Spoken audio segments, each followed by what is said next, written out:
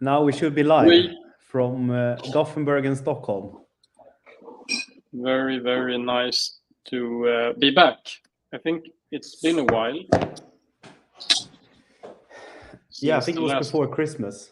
Yeah, exactly. And then we've had too much to do, I guess. Yeah. And I have had COVID. And COVID makes you out. And then you've been working with Häcken, I guess. Yeah, with Häcken and with some of the things that we will show today in the afterwork with our platform. Exactly. And a new addition to our office, we actually bought some Germany 2006 glasses, mint fresh out of the box. We bought them at a second-hand store that had like 10 glasses. So now we have some really nice glasses here at the Stockholm office, Germany 2006. Yeah, amazing glasses. Yeah, they are really nice. I hope that they can be washed in the dishwasher because we've actually already done that. Yeah, seems to be okay. And it's not like we're gonna dish them in any other way. So like either they will have a short run or it will work. Exactly. They were also very cheap. I think we paid €2 per glass or something. Yeah, something like that. Yeah. A ridiculous bargain. Yes, definitely. I bet they were quite expensive when they were new. And what are you drinking, Jesper? I'm drinking a Prips Radler. Oh, now I have a filter, so it's hard to see. But I'm really fond of German beer and Radler as well. I haven't tried that one. I need to try that one. It's good. When I first tried it when I was in Germany, my German friend said a very German thing that you wouldn't say in Sweden. He said, "Yeah, Radler is really nice because it's good. It's refreshing, but also low alcohol, so it's perfect for hiking and stuff."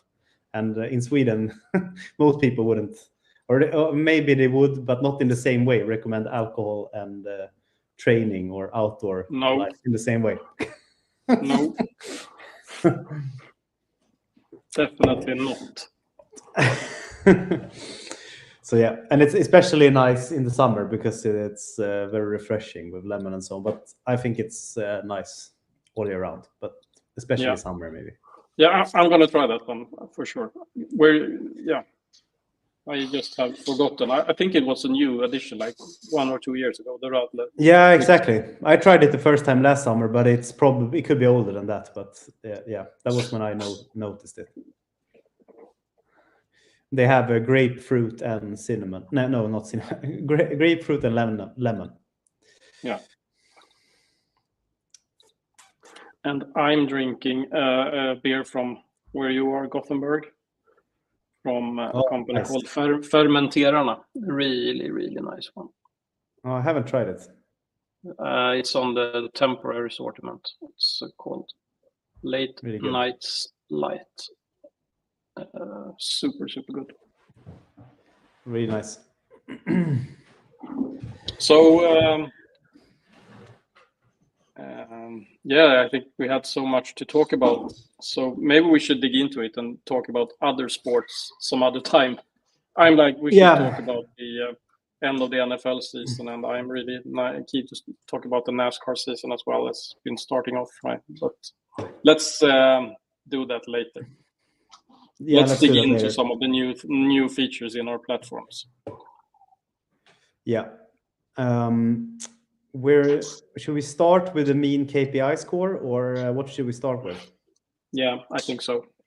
That's my favorite new KPI. Yeah. It's just one of those KPIs that I have wanted to have for so long. So maybe you should just say what it is.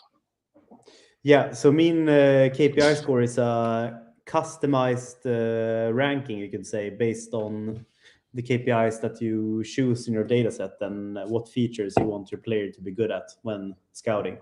So I'm going to go into my top 7 league dashboard here. And then if you, for example, start here with center backs, I've chosen the center back filter, and I've added some of my favorite KPIs.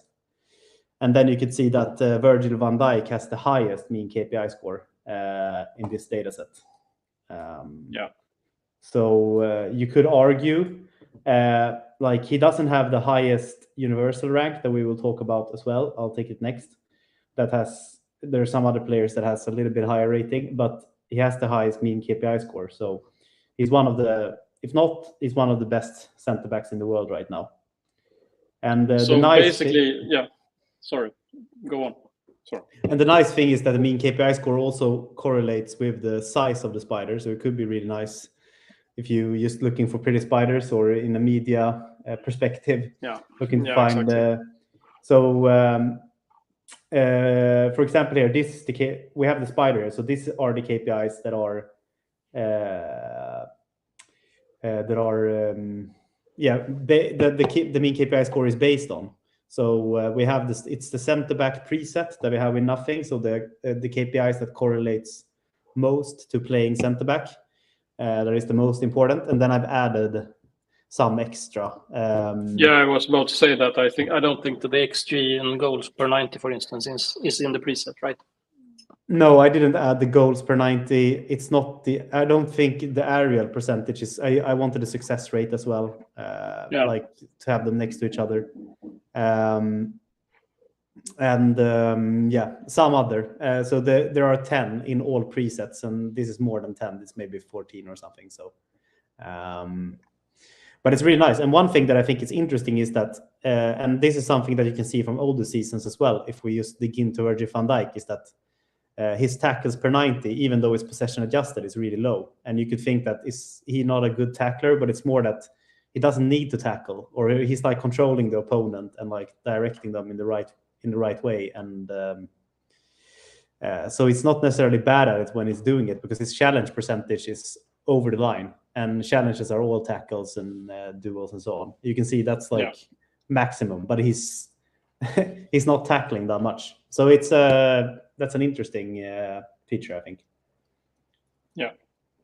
He's also the defending leader, which means he's a defender, but he's also a leader based on his stats on the field. And that's easy to understand because he's contributing with a very high XG for being a goalkeeper, absolute top in the top 7 leagues in Europe. He's also scoring goals. He's leading in his challenges. So, yeah. And you can take any player here. So I think, for example, that some players that could be interesting in this list, there is like a lot of names here that you know, with like Ramani, Danilo Pereira in PSG, a lot of good players. Maybe this guy is less known, Dan Axel Zagadou in Stuttgart, having a really nice season. And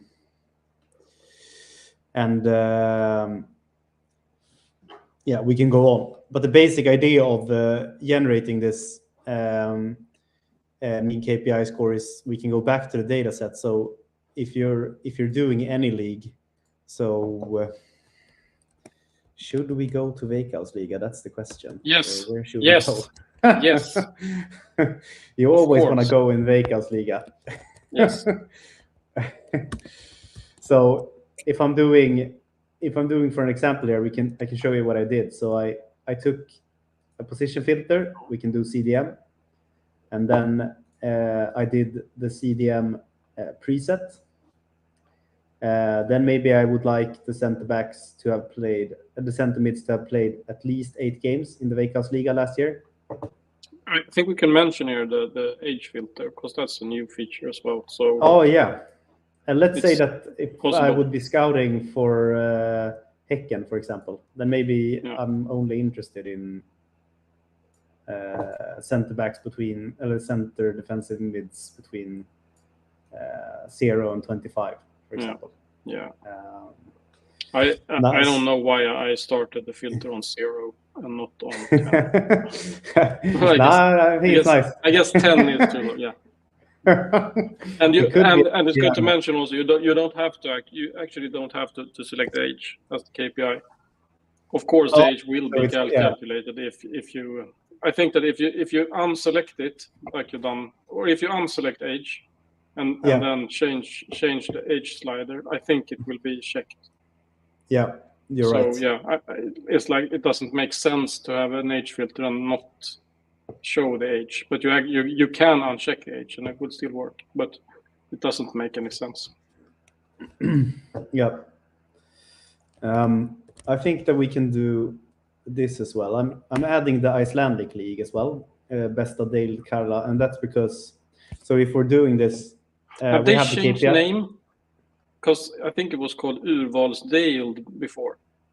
It could still be like sometimes there are multiple names that we have some name, like that some leagues have like a classic name or whatever that people, but then there's a sponsor name that's the actual one, but we maybe haven't updated it. So and I can't tell which is which. Veikkaus I know is a sponsor name, but exactly. But I'm just showing the comments here, so if you have any comments or questions, just shout out. Oh, okay, good. Then so anyway, if I put it in the stream. If I'm looking for a center defensive midfield, I chose the CDM preset. So now the KPIs that are statistically proven to correlate for a number 6 are selected. So like the most important KPIs based on the correlation study that was done by Playmaker. But then maybe there could be that I really value some other stats as well. So besides from these KPIs, then maybe like I don't think maybe it's the ideal KPI, but I maybe think it's nice if the center defensive mid could contribute with some expected goals as well. So I add that one. Then I'm maybe interested in pure pass prog dist, like how much progressive distance you're doing per game. That's a good one. I always like the carry prog dist. If that's not selected, that's. And then I'm taking the preset, I guess. Yeah, that's in the preset. Yeah, and then I'm taking the challenge percentage, the Virgil van Dijk measure, because I think it's interesting with how good they are in duels, and then maybe I value as well expected threat prevented, just like how good are they in the deep defending, like could they contribute in the box and like drop down. Yeah, and maybe defensive value. Or you mean, the defensive value. Yeah, defensive value 90. It's let's see, it's alphabetic here. So that's based on the action value model for like how much you contribute to decreasing the odds of conceding a goal. So and that's a nice metric. And then I'll add the mean KPI score, and I will add the universal rank. And then I will press save here. So the universal rank is a KPI that it's like the Playmaker rank that is based on the action value model, but it's also taking into consideration how good of a league the player plays in. So now we have coefficients for all leagues, and they're based on historic results, but also how well the players do when they transfer in between leagues. So I've trained it on transfers over the last couple of seasons, and then you can see that, for example, Championship, that is a second-tier division, is a very good league because Championship players leaving for Allsvenskan or the Premiership or leagues like that are doing very well. So you can see that even though the Scottish Premiership is maybe ranked top 10 in UEFA coefficients, Championship is actually a better league if you measure on how well the players do when they leave it. So like if you exclude Rangers and Celtic, the average level is higher, which is interesting. Okay, so now it's done. We go back, and Yeah, and also I think we can mention that we actually have moved the create button to the top right corner. It makes more sense to have the create. That's a really nice small add-on, because if you have a lot of data sets like you and me have, and the users that are using Playmaker a lot, before you had to scroll down all the way to the bottom and press it. Exactly. Now you just press plus, and it's the same on the data sets and the dashboard. Yeah. So we have a question. But we have. Let's wait with that one until you just talk us through this first, and then we'll take the first question. Okay, but I think this is nice. We had the age filter 25 and below, so you can see there are no players below or above 25. I think that's worth to mention is, of course, you could earlier you could filter in the table. Of course, you can press filter here and filter on age, but the problem is, of course, if you do another widget like the bar widget or the spider widget, then you did not have the possibility to do age filters there. No, and I think that's a good change to or a good add-on to making this data set we can do. That is a new feature. Is that, let's say that I did 25, but then I feel like there's too few players. I want to go up to 27. You can press on any widget. You can press the information button here, and then go to edit dataset, and then you come to the same page, and then you can change the filter, and then you resave. Exactly. So that is really nice that you. And also just that you get the information. I also just what leagues are in there. Exactly, you have the basic information and everything. So really nice. So let's say that if we add a bar here instead, we add the Veikkaus CDM, top 10, mean KPI score. Okay, so now we have Floran Krebs in Honka as our top performer. Very interesting. So no, sorry, I did the wrong widget. I was going to do spider, of course. Yeah.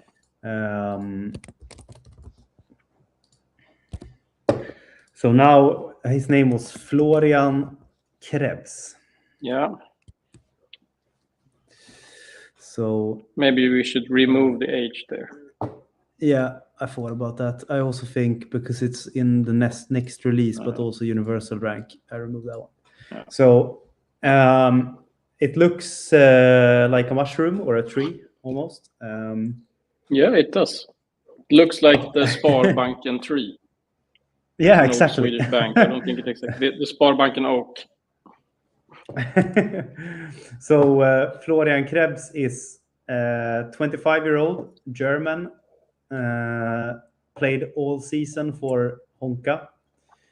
Classified as a hybrid anchor, and that means that he's good both in the defensive part and in the deep playmaking. So you have Regista, that is more of the deep playmaker, and you have the anchor, that is more the physical, destructive number 6. And then if you merge them, you get the Tony Kroos version, that is the hybrid anchor. And so and you can see that because I did something.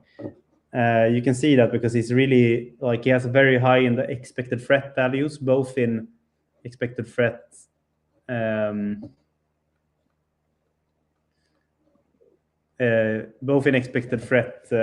90, what is contributing with, but also assisted that he delivers the ball to a teammate that does the creative and valued actions. And is also very high in expected threat per 90 possession adjusted. Yeah. If we compare you can to mention you can just mention if you hover over the values now in the spider, I think you get an explanation of that. Yeah. Really nice. That's a new feature. Yeah. And that's good, because sometimes you have this when you create a data set, but maybe you have forgotten. It should be a bit wider, but it seems to work. Yeah. And yeah, so and I think this is also interesting that you have, like, we chose the KPIs that we wanted to look at, but now I took the number 2 one, Johan Gundersson here. And Johan Gundersson is 23. He plays for Stjärnan.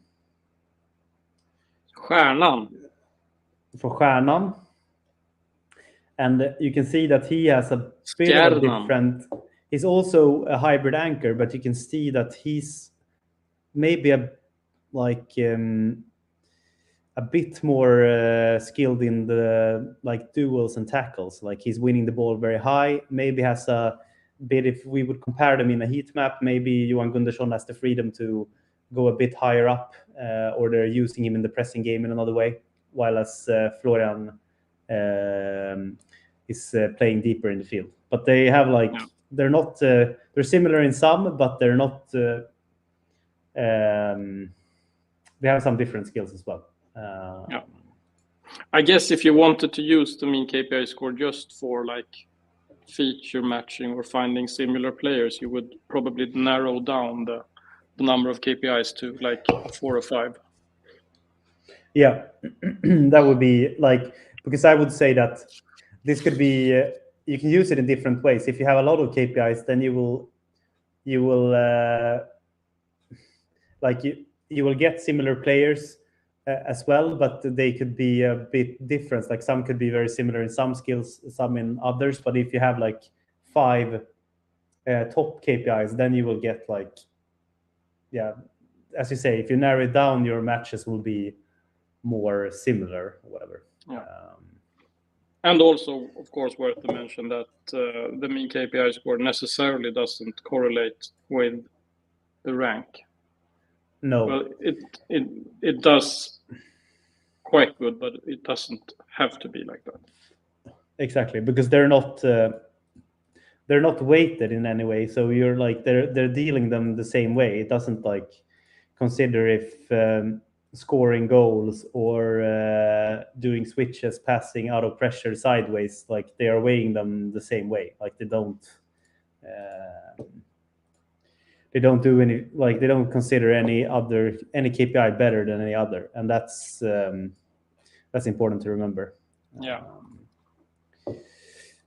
I looked at the universal rank now, because now this example, to show universal rank and a difference, I think that if we would have had the Playmaker rank, Johan Gunnarsson would probably be a 4-star maybe in the Icelandic league, I would guess.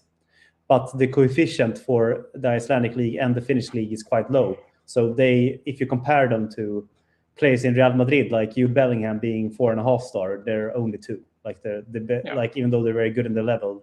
So that's the thing with universal rank. And if you're unsure of how to compare leagues, you can trust the universal rank to do it for you. So that's quite nice. But when it compares to the Finnish and Icelandic league, the Finnish league is a bit higher ranked, but they're both fairly the same coefficient. So they get very similar rank. But if we would have had the Icelandic league and the Premier League, then we would have seen a big difference, of course. Yeah.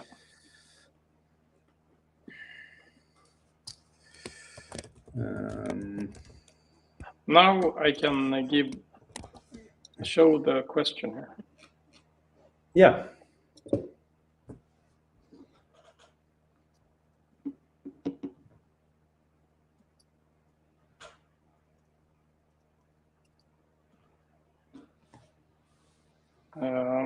How does the preset on our platform look for goalkeepers? Should we go through that? We should definitely go through that. So if we go to datasets, we can go on plus. And I just press a letter. I press S. And I press A. And then I get to the extra class. So that's our league. Why? Okay.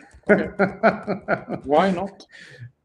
I just did like I just did it on random. I let the destiny choose. A bit like when I do this thing that I think more guys do than girls, if I can say so. Maybe not, but sometimes I can just go into Wikipedia and start reading about some old Swedish king, and then all of a sudden I'm reading about the history of some Indonesian dish. I'm just like going several links in Wikipedia. Yeah.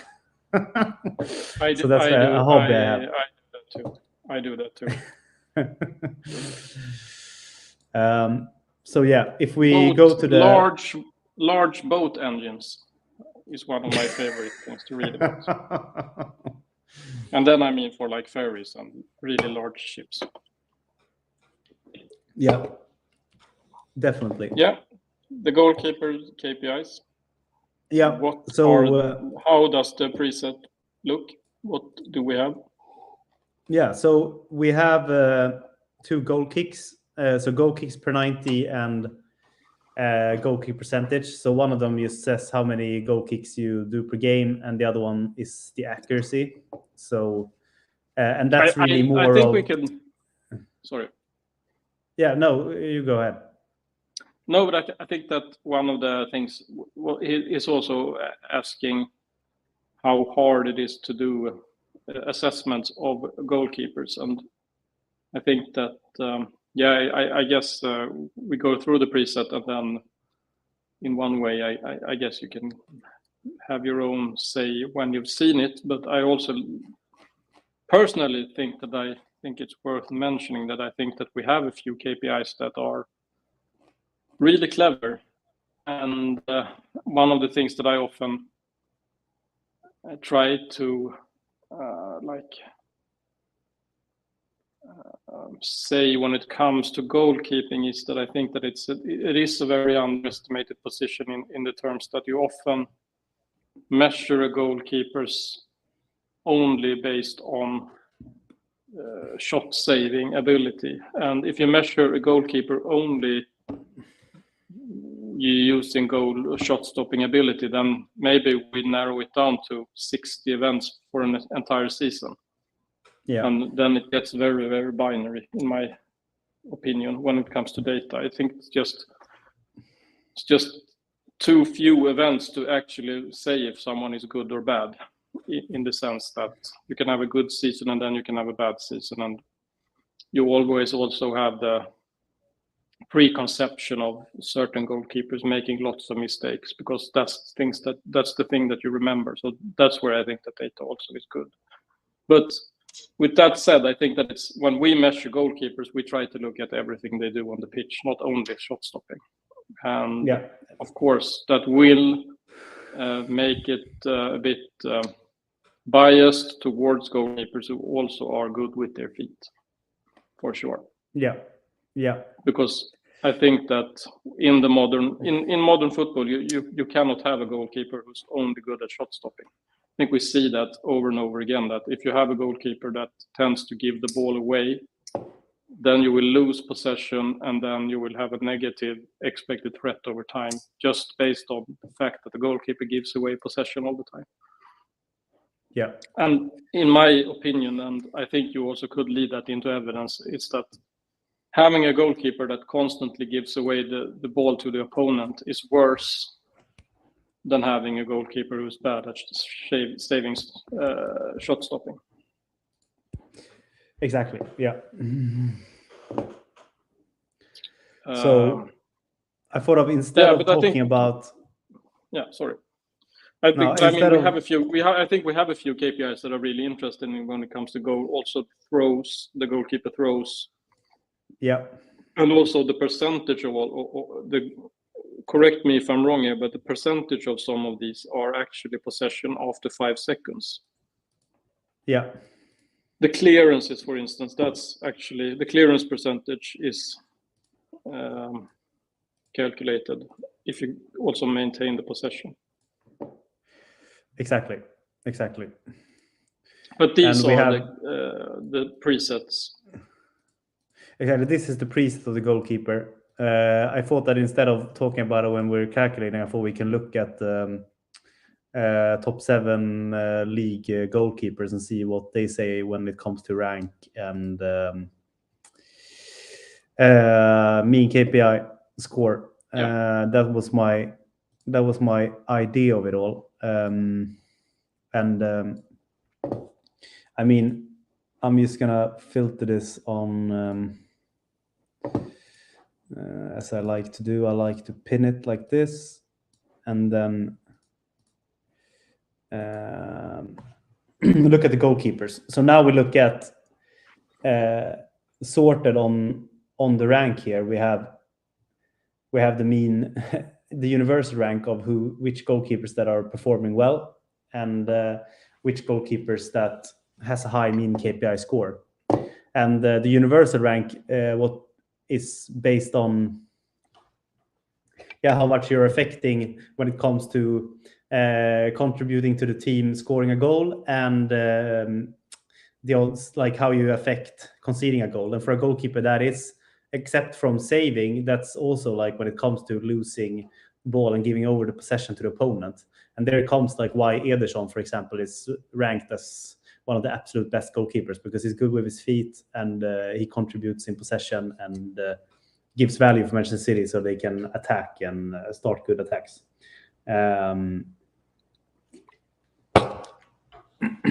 So I'm not surprised that he's up here in the very top when it comes to goalkeepers. But if we look at the spider, I think we can get a interesting story here with if we compare, for example, Ederson and Manuel Riemann here. We should have Kevin Bader on the line here talking about Manuel Riemann. Because I know he's been in the 11 a lot but I haven't watched too many Bochum games. I watched Bundesliga, but I haven't watched too many Bochum games, so I don't feel like. But we can talk about him regarding the data, as we always do. And you can see that Ederson, like he's having a lot of passes. His switches, like he's paying out of pressure and switching his side of where he controlled the ball a lot. Like if he receives it at the left end of the penalty area when they have possession, he's very confident in changing side and moving it to the right side. But if you look at the saving percentage and save percentage with respect to expected goals, Ederson is not one of the top goalkeepers this year, but he's contributing as a player so much when it comes to possession offense that he gets this ranking. So he's really the modern goalkeeper. Also, that the saving percentage is not or saving stats are like, of course, they say something, but as you said, like if he's averaging maybe 1.5 saves per game or something like that. Exactly. It's like there's more room for one missed save affecting the data a lot if he has played, like, what have they played now, like 28 games, maybe he has 40 saves, except for Riemann in Bochum that has maybe 120 saves. Exactly. That's my point. But if we are talking just shot stopping, of course we've got a few more KPIs to that as well, but they're not part of the preset. Exactly. I think we have we could add them, but and there's also some KPIs that are more describing the role. So we have mean expected goals against that I get a lot of questions about, and that's not really saying too much about the goalkeeper. It's saying more about what kind of defense you're playing against. So like if the mean expected goals against is high, then your defense is allowing shots to be taken from areas where the expected goal, where it's likely to score, like a lot in the box, or you have free opportunities when you're like you can finish without any defense in front, like in between you and the attacker. While as if the mean XGI is low, then your defense is so good, so the opponent is mostly taking shots from better angles or outside the penalty area, for example. If you're generally speaking. And Exactly. that's one thing that's impressive then with Riemann, that he's having a very high mean XGA, but still doing a good job when it comes to saves. Yeah, exactly.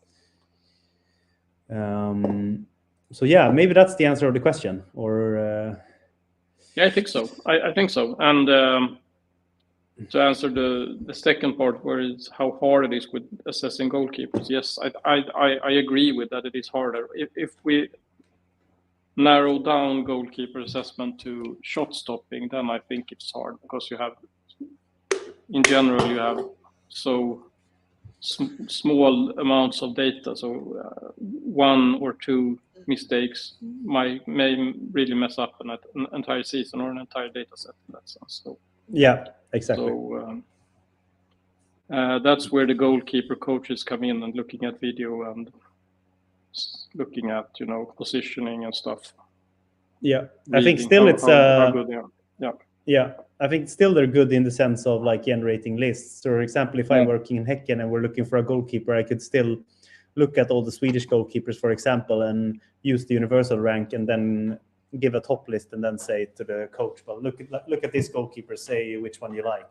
And because if you look at this list, like I don't know which goalkeeper I think is the best in the world right now. I haven't thought about it, but like Eriksson, top goalkeeper, Emiliano Martinez got the award last year, didn't he? Black, always up there. Yeah. So there are, I think yeah. But isn't like Onana a very good example of the problem with measuring goalkeepers or assessing goalkeepers based on one season good shot stopping stats? Yeah, probably. I mean, he's also been. He had really good shot stopping stats in Inter, but and then in Manchester United, especially in Champions League, maybe not, but in the Premier League, better than people talk about. Yeah. But I think Mike Maignan, for example, he's always high in these rankings, and that's a lot because of his confidence in passing and the build up. Exactly. No, but I agree, and I also think that the idea that the rank gets maybe the rank tends to be higher on players that are better with their feet and contributes more to their team's possibility of scoring further down in a possession chain, for instance. I think that makes total sense if we talk philosophically about what you want from a football player, or what you want from a goalkeeper in a modern idea of how to play football. So to me that makes sense. So in Allsvenskan we have the same discussion here. We've had Ricardo Friedrich, who has been the highest ranked goalkeeper, and that's not based on his shot stopping abilities, which is like average. That's good, but if you maintain possession all the time, you won't have to. You really don't need to do any saves. So, no. Yeah. Just before maybe I leave over to you to talk about the next thing, I remembered a new feature. That is the preview eye, which is something that we've taken from the old platform to the new one. The very nice old, the better old platform. It's still better than the new one. Yeah. So sometimes when I create a data set only to look at maybe one player or some players. And then if you don't want to go to the dashboard and generate the spider, you can just press this eye. And now I have like the top 7 forwards. And then I can press here V and then look at Victor Gyökeres like this. And I can download it as a picture if I want to. I think I made that feature because I think I work like that a lot of the time, where I do a data set and all I really want to do is to make one spider. And then this is a nice way of not having to create a dashboard just for a spider. Yeah. And I think this is a very quick way, and you can download it. It's really nice. The only thing here is that you have to be sure to just have the KPIs you want to. So for example, now I don't want H in the No, exactly. I can't change the design. Then I have to go to the dashboard. No. Yeah, exactly. But I use it a lot. Yeah, me too. I think it's nice. Yeah. Do you want to show the line? Yeah. Yeah. Yeah. I was just gonna make just say that keep on asking questions. I think that was a really nice question to get about goalkeepers. And I will also say that I think that we will, of course, continue to improve our goalkeeping KPIs. I think that we have some new ideas. Yeah, we'll definitely do. It's a growing part of PlaymakerAI goalkeeping analysis. Definitely, but so I think it will really improve over the coming months. So I think thank you very much. Get back to that. Yeah, thank you very much for the question, Schweizer Exklaven. Thank you. The line chart, a very underestimated widget. I'm going to talk about that now. I think we did some analysis about the usage of the platform, and I think it showed that the line chart widget was the widget that was used least frequent of all the widgets that we have. Yeah. So I think we thought that we need to improve it, and we also need to educate our users in how to use it. So I'm gonna do an example. Do we have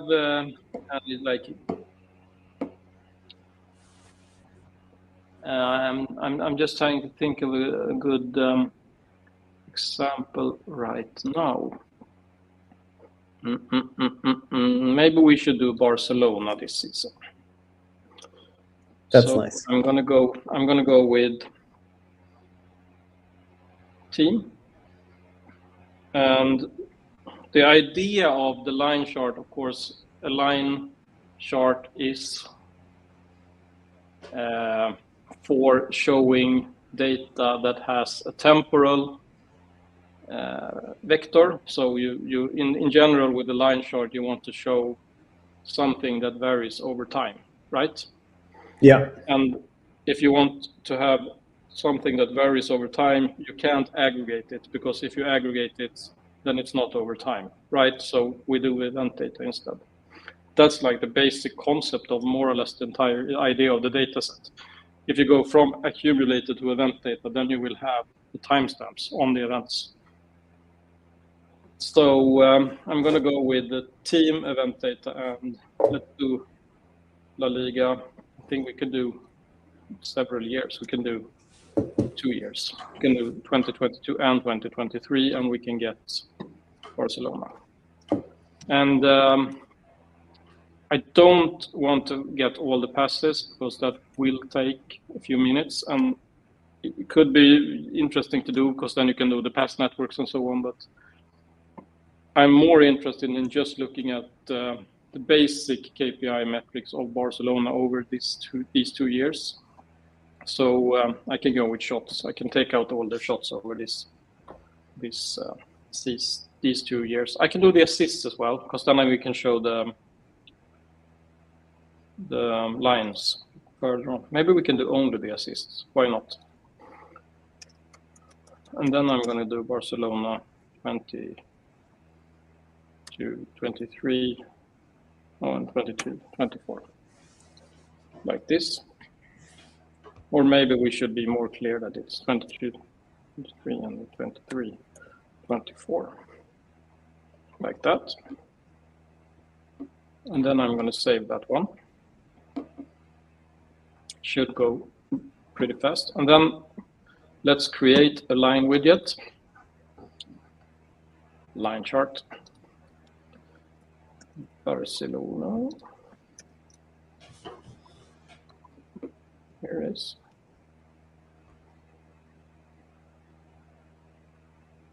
And what I can do here is that when we've created a data set over a period of time, you will get a few more or less KPIs out of the box that you will always get. You will get the points per game. You will get the possession per game. You will get the expected goals, and also if you have passes, you will get the expected threat. But what I think is interesting here is that I can get, for instance, Barcelona's expected goals over this period of time. So yeah, I can make the line bigger as well. So I think this is really powerful when you want to look at, for instance, trend over a longer period of time. So here I get the expected goals per game for the entire data set that I have selected. And I can also do, of course, a second, so I can also do the expected goals against over the same time period. And this has been, you've been able to do this before, but now we've added a few buttons up here that are really powerful. And this one is nice. You can toggle the cumulative sum. So that's basically, it will, instead of showing the value per game, you will have it accumulated. So that gives you more an idea of, you can do that for points, for instance, to look at the accumulated points over a season. Maybe you've had a few periods where you've like conceded or scored more or less. Then you can see that you have different slopes over different periods of time. But the other, of course, is that you can do the rolling average. And I guess the rolling average is perhaps a better means of looking at trends over time, because then you will like smooth the curve out a bit, so it's easier to see a trend. So if we look at only Barcelona's expected goals, then you can start, when you do the rolling average over time, then you can start to like really see that it is a very negative trend over time for Barcelona since the beginning of the 2022 season. And you can also do the trend line.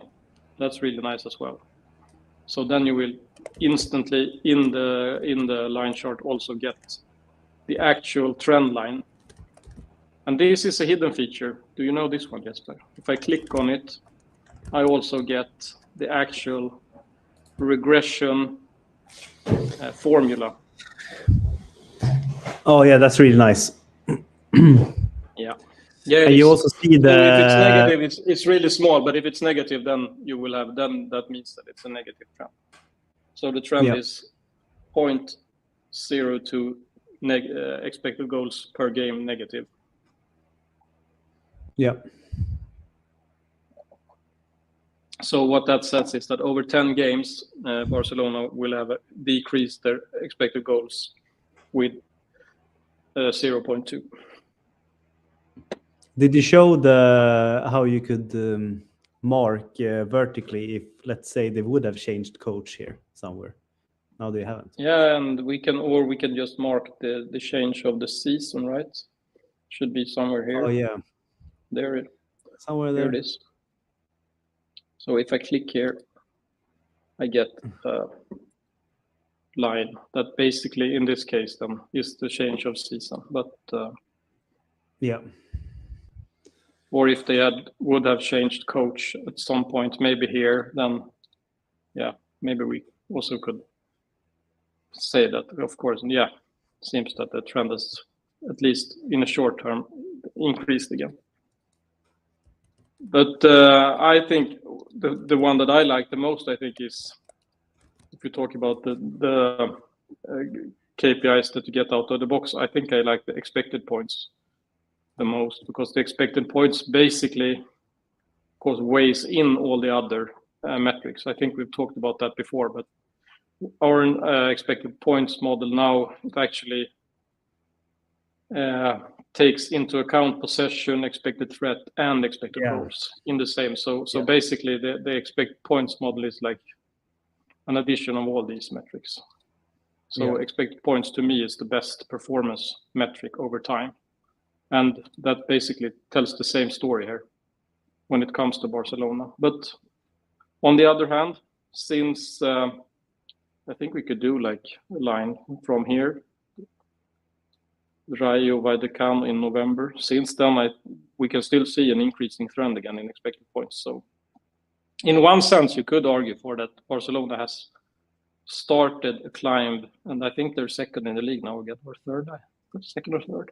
So maybe they've turned things around. But yeah, the line chart now is really powerful, I'd say, because you can do all these visualizations really customizable and more or less out of the box. And as always, you can just download the PNGs. And if you have your own theme, you can have all the colors and fonts the way you want. And this works for players as well. I think I could do line chart. I think I have a few examples here. I can take Bellingham's form.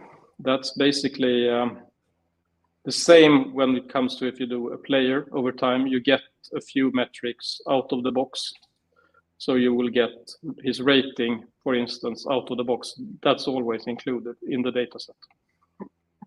So this means that you can do Jude Bellingham's rating per game over this season. And when you have a player instead, you also get the possibility to toggle how many minutes he's played, because of course the ranking in some games might be affected in how much he plays. And of course, sometimes it's really also interesting just to see how many minutes he played over the course of the season. So just toggle played minutes toggles that one on and off. But the rating is of course super interesting. You can do the rolling average as well here, just to see how it has been if you smoothen the curve out a bit. And I mean, Bellingham has been. You thought he started the season in a good way, but I mean, it's actually increasing the trend. Yeah, the trend is going upwards. It's insane. Yeah, it might not be updated. This was last updated in maybe I think I can update it now. Or is that the game against when he got injured, or? I'm not sure. Could be. Because maybe it is updated anyway. No, it wasn't. I think last updated is.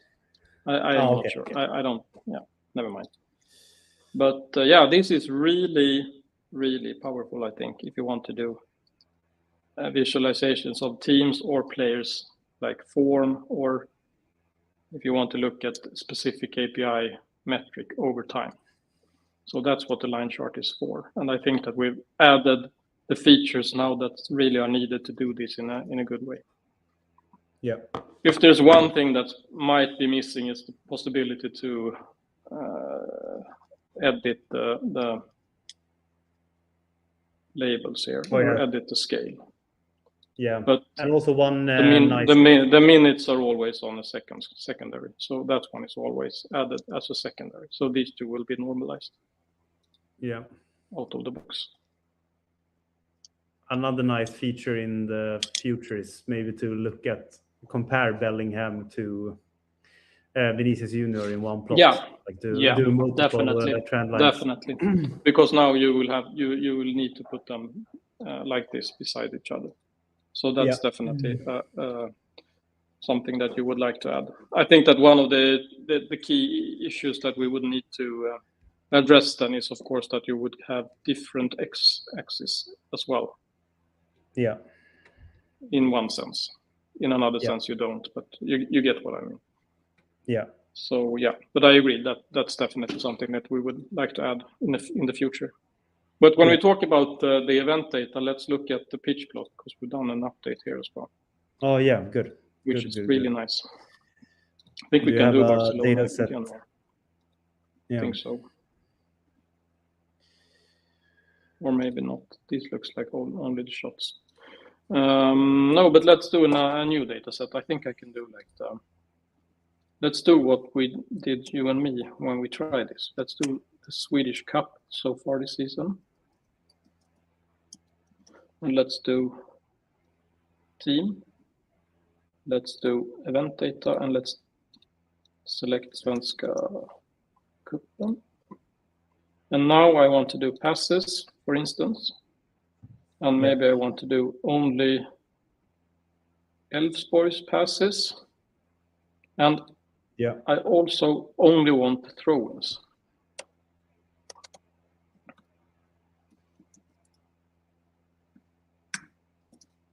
this advanced query says that I only want to have the throw-ins. I think that will work. Otherwise, I probably will get an error here. No, ready? We haven't documented the advanced query or talked about that so long, but that's just a nice way of making it possible to add even more complexity or add more. That's like the hidden gems. The queries.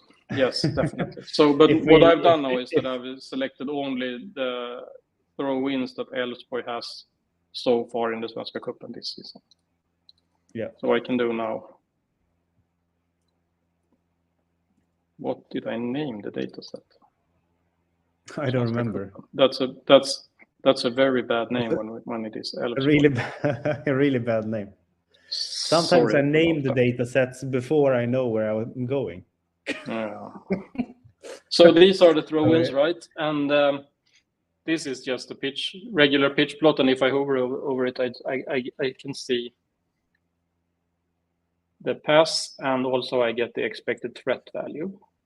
So if the expected threat value is negative, then you could assume that the pass actually, or the throw-in actually, is thrown backwards, right? Otherwise, I think it would be positive. But what we've added here, that's really high, 0.02. Not really high, but I mean, it's probably a progressive passage. But what we've added here is this button here. Basically says toggle arrows. So if I click this one, I get the arrows of the passes. And what's good with this is that it's also transparent in the sense that higher transparency means lower expected threat value. So the arrows that are facing backwards, they get like more transparent. While the dangerous passes, the ones with high expected threat, they are less transparent, more green. Yeah. And it's it's really nice. You can see that they've used Johan Larsson in some case here to throw it into the box. And but otherwise, and it's also nice, like if you do team data set, you can do this plot and you can compare it with the KPI throwing control, for example. So you could look at like which team, the teams that have a high throwing control, are they less progressive when you look at the arrows, or are they not?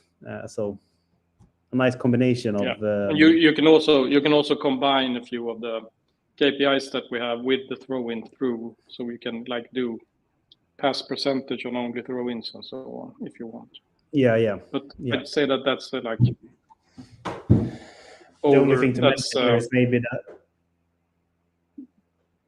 that's really for advanced users, I'd say right now. Yeah, and I would say that one thing that is important to know here is that the arrow plot is maybe not the nicest to use if you want to look at like Samuel Gustafsson's all passes from Allsvenskan 2023. Like you will get too many arrows, it will like your browser will maybe crash. But if you're using it for like looking at his passes in the game against Malmö, for example, then you it can be nice. But yeah, definitely. No, but that's a nice one. And do we have anything else we wanted to talk about today? Just a small addition, a small addition to the scatter. I think I can use one of my existing dashboards. I have a La Liga dashboard here, for instance. Maybe I have something I can use.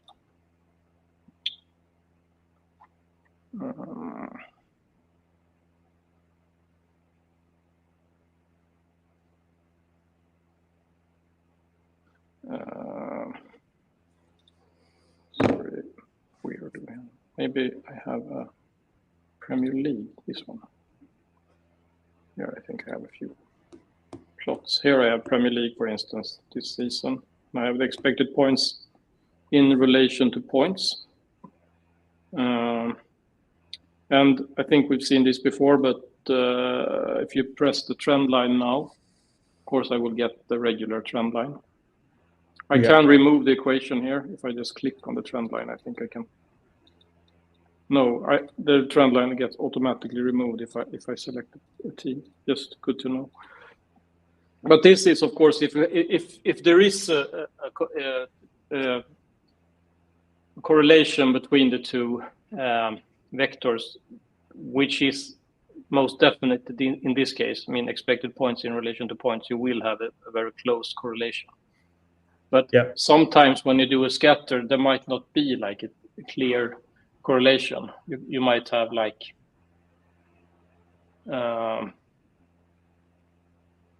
maybe over underperformance. Yeah, that might be.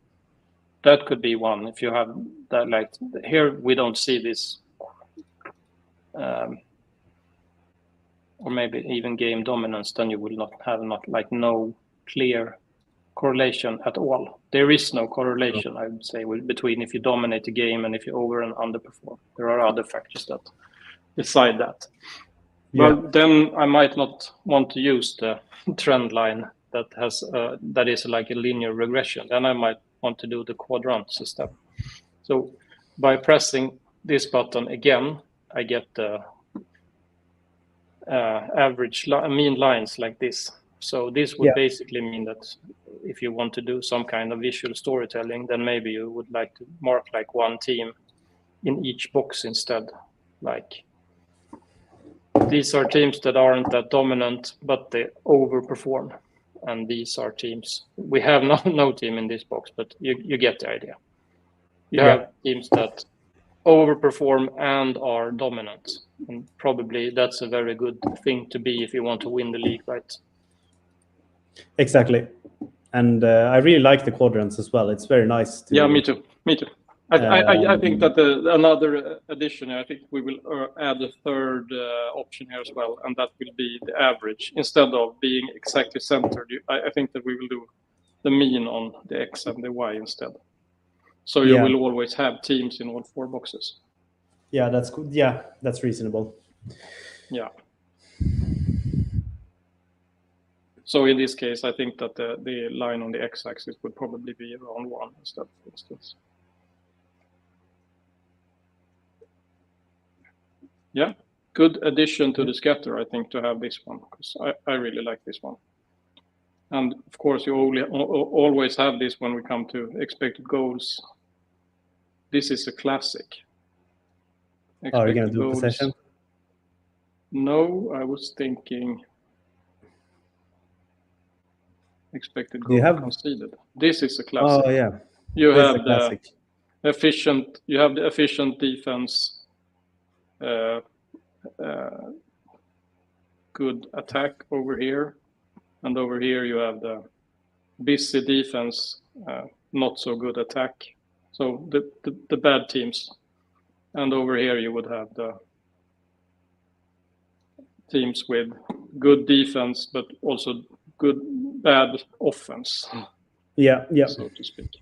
So this is a true classic in the analysis community, I would say, when it comes to visualizing expected goals. Yeah, you can see but the same here. I think that we would like to add the actual average. So then probably like Newcastle would maybe be in the busy in both ends box, like the exactly. Lots of shots conceded, or lots of expected goals conceded, but also lots of expected goals created. The fun teams to watch quadrant. The best quadrant to be in. And I think it's also interesting because I looked at this plot for Premier League since like 4 games, and it hasn't changed when it comes to like the right lower quadrant, like Sheffield United, Burnley, Luton. You can see early on that, and Bournemouth, that they would all struggle to score goals. Bournemouth has been better, or a bit better, and Luton has left Burnley and Sheffield United, but they've been there like for a long time. And Burnley and Sheffield, they are not mathematically out, but they are dropping.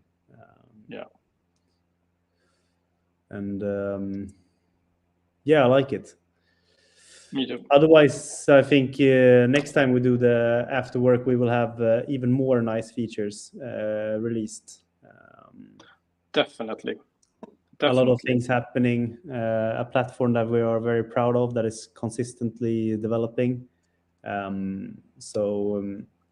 it will be very nice. I'm very excited to show some of the things that we're working. Me too. No more questions that I can see. No, same here. If you have any question afterwards, respond in the Twitter post. We will share it so more people will watch after and come up with maybe proposals or questions for future afterworks. I don't know. Maybe sometime we could play. We can almost do like a Football Manager episode, Fantomen, where we take over a team and try to recruit players for. Yeah. Or something. That could be something. Pretending to be the scouts of I don't know, Chelsea, or how do we get the ship going, or something like that. Yeah. That could be fun. Sharing knowledge. Definitely. So on. Let's do that. And also, let's not wait so long as we did last time. No, exactly. We'll be here in a shorter amount of time than the 2 months that expired now or more. Yeah, exactly. Okay, take care in the meanwhile, and we'll see you out there. Bye. Bye.